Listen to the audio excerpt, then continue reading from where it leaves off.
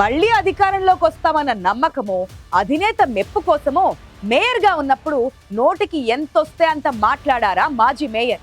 Party గద్దె దిగగానే సొంత నేతలపైనే విమర్శలు చేస్తూ పదవికి రాజీనామా చేశారు. అధికార పార్టీతో లాలూచీ పడ్డారన్న విమర్శలు మూటగట్టుకున్నారు. తిట్టిన తిట్లన్నీ మర్చిపోయి కూటమి పార్టీలు ఆయన్ని అక్కును చేర్చుకుంటాయా? డైలాగుల్ని రివైండ్ చేసుకుని నో ఛాన్స్ అంటాయా? ఇదికి ఎవరా మాజీ మేయర్? ఏ పార్టీ గూటికి చేరాలనుకుంటున్నారు ఆయన?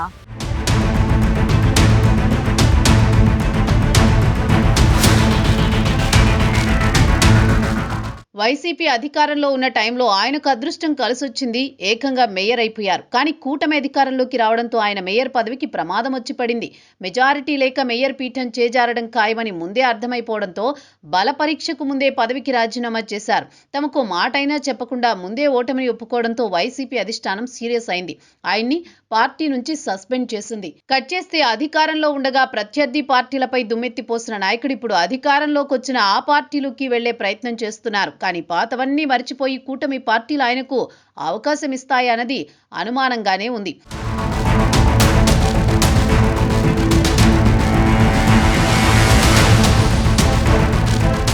వైసీపీ అధికారంలో ఉండగా కావటి మనోహర్ నాయుడు గుంటూరు మేయర్గా వ్యవహరించారు. జిల్లా పార్టీలో కీలకంగా ఎదిగారు. వైసీపీ పెద్దలతో సత్సంబంధాలు ఏర్పాటు చేసుకున్నారు. ఏకంగా ఎమ్మెల్యే అభ్యర్థిగా అవకాశం దక్కించుకున్నారు. అయితే మేయర్గా ఉన్న సమయంలో జనసేన అధినేత పవన్ కళ్యాణ్పై కావటి చేసిన వ్యాఖ్యలు రాష్ట్ర వ్యాప్తంగా సంచలనంగా మారాయి.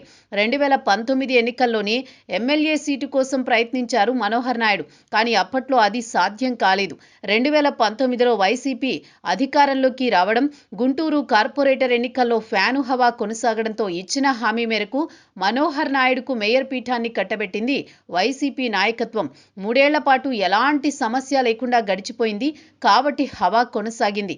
2024 ఎన్నికల సమయంలో కావటి మనోహర్ అనూహ్యంగా చిలకలూరిపేట నుంచి వైసీపీ అభ్యర్థిగా పోటీ చేశారు. అప్పటిదాకా అక్కడున్న విడుదల రజనీకి గుంటూరు పశ్చిమ సీటు కేటాయించారు. దీంతో సామాజిక సమీకరణాల్లో భాగంగా కావటిని చిలకలూరిపేట అభ్యర్థిగా ప్రకటించారు.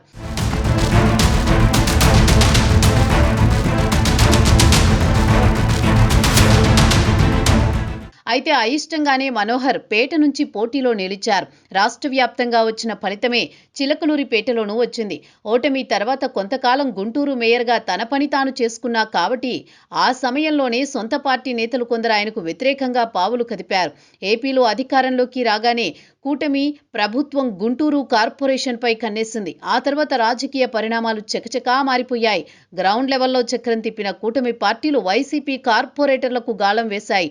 కొందరు వైసీపీ కార్పొరేటర్లు టీడీపీ, జనసేన పార్టీలో చేరడంతో స్టాండింగ్ కౌన్సిల్ ఎన్నికల్లో కూటమి విజయం సాధించింది.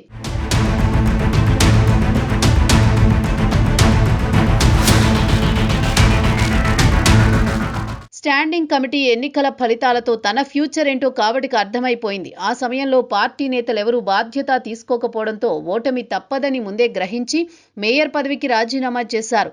అయితే పార్టీ నిర్ణయానికి వ్యతిరేకంగా రాజీనామా చేశారనే కారణంతో మనోహర్ని వైసీపీ నుంచి సస్పెండ్ చేశారు.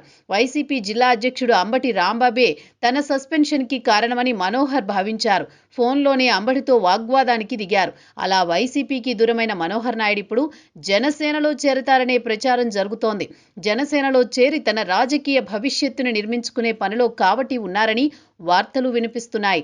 అయితే వైసీపీ అధికారంలో ఉన్న సమయంలో పవన్ కళ్యాణ్, కన్నా లక్ష్మీనారాయణ టీడీపీపై కావటి తీవ్ర విమర్శలు చేశారు. ఆయనకు కూటమి పార్టీలోకి ఎంట్రీ ఉంటుందా అనేది సందేహంగానే ఉంది. పొలిటికల్ జంక్షన్లో నిలబడ్డ మనోహర్ని ఎవరు చేరదీస్తారనేది ఆసక్తిగా మారింది.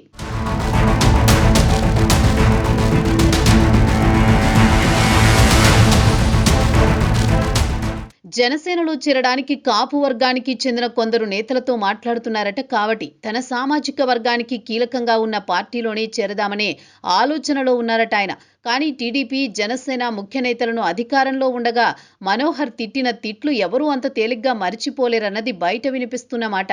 కాబట్టి కామెంట్స్ని మరిచిపోని నేతలు అడ్డుపడతారేమో అన్న అనుమానాలు కూడా వస్తున్నాయి.